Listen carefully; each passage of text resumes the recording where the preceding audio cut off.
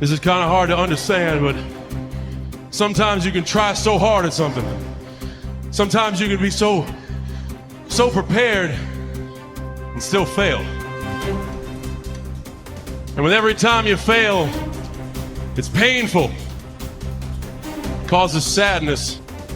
Understand, my friend, is that you're supposed to fail. You're supposed to fail because failure is the stepping stone to success.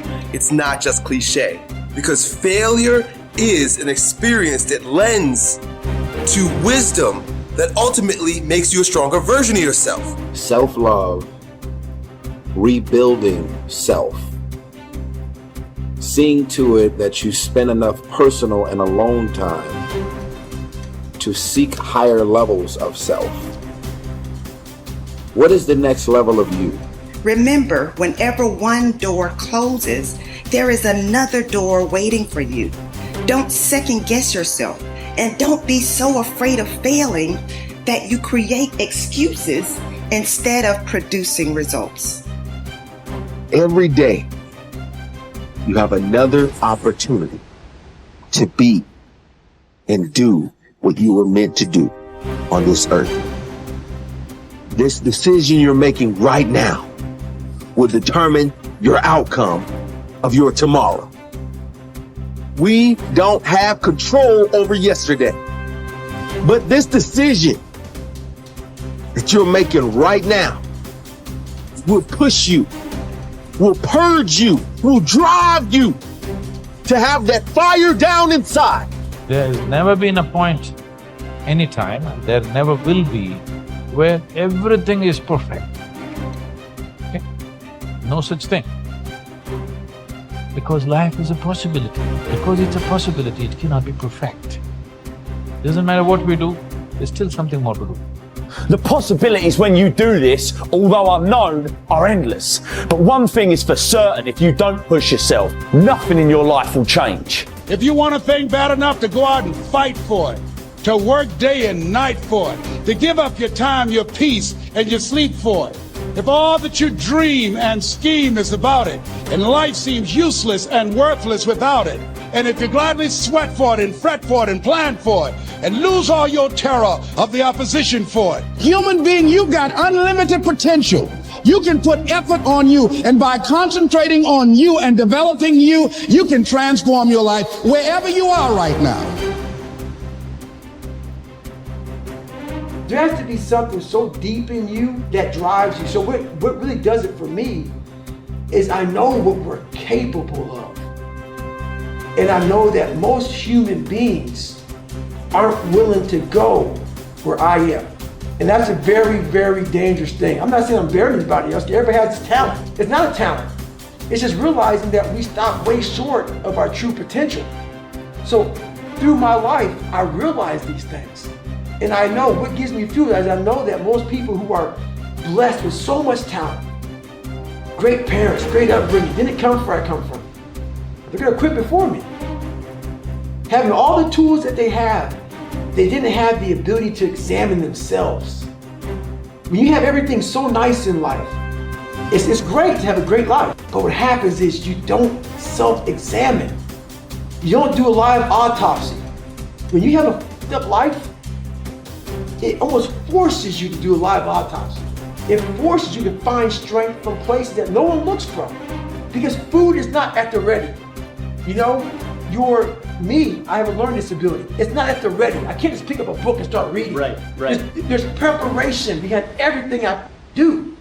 There's everything I do has to come with so much preparation. It's despicable. It makes me sick. My own personal life makes me sick. That's why I'm so disciplined now.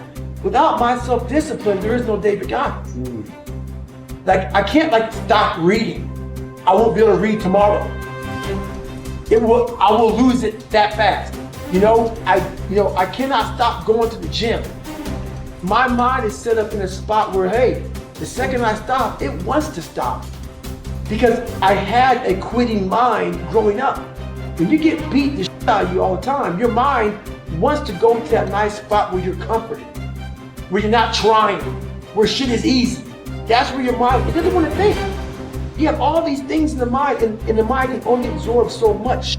So all the pain it has to go through, it wants to push it away and say, let's not do that. So every day I'm fighting where the mind wants to go. So it's a constant evolution, man.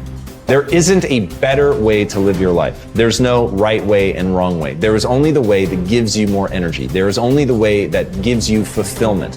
When you have those things, when you're fulfilled by what you're doing and it's giving you, the harder you pursue it, it's giving you more energy, you're on the right path. As the Greeks would say, segolodromo, I can't believe I messed that up. Segolodromo, which means you're on a good road.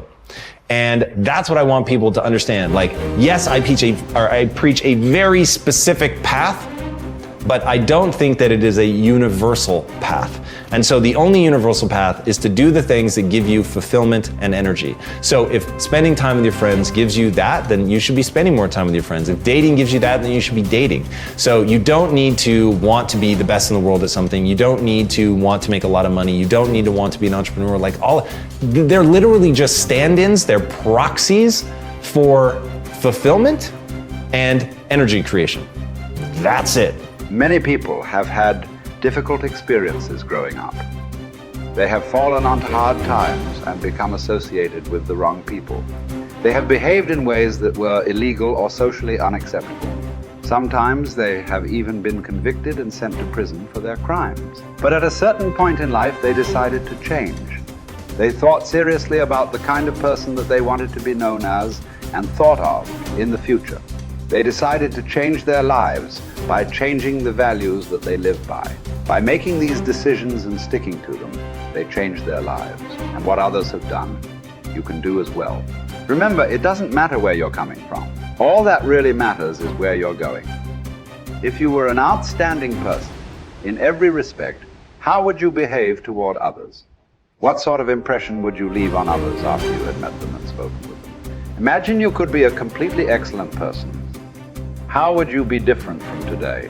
The moment that you begin walking, talking, and behaving in ways that are consistent with your highest ideals, your self-image improves, your self-esteem improves, your self-esteem increases, and you feel happier about yourself and your world. For example, whenever you are complimented or praised by another person, or given a prize or an award for accomplishment, your self-esteem goes up, sometimes dramatically. You feel happy about yourself.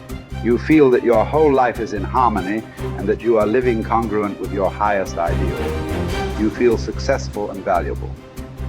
Your aim should be to deliberately and systematically create the circumstances that raise yourself. Esteem in everything you do. You should live your life as if you were already the outstanding person that you intend to be sometime in the future. Decide today to be a man or woman of honor. Resolve to tell the truth and to live in truth with yourself and others. Crystallize your values in each area of your life. Write them down. Think of how you would behave if you were living consistent with those values and then refused to compromise them for any reason. Once you accept complete responsibility for your life and for everything that happens to you, and then create an ideal picture of your perfect future and clarify your values, you are now ready to begin setting clear, specific goals in every area of your life. You are now on the launching ramp and ready to take off toward the stars. You have to work on yourself. You have to have an unstoppable attitude, and no excuse is acceptable. And you've got to make it a priority, a non-negotiable in your life, and hold a constant vision of what it is you want to achieve. See it accomplished and go all out. Find a way to win. In spite of the setbacks, in spite of the disappointments, in spite of your failures. I tell people when I'm giving presentations, you will fail your way to success. I have a saying, is life knocks you down, try and land on your back, because if you can look up, you can get up. And so those experiences of going after goals that's beyond your comfort zone and having relationships that will challenge you. And so those experiences, they challenge you to go to that next level and continue to move forward in your life, doing new and exciting things that eye has not seen, ear has not heard, nor is it in the heart of mankind what God has in store for you when you live a heart-centered life, deciding that you're going to live a life that will outlive you. You're going to live a life that counts, a life that will build a legacy and change the planet. You know, Horace Mann said, we should be ashamed to die until we've made some major contribution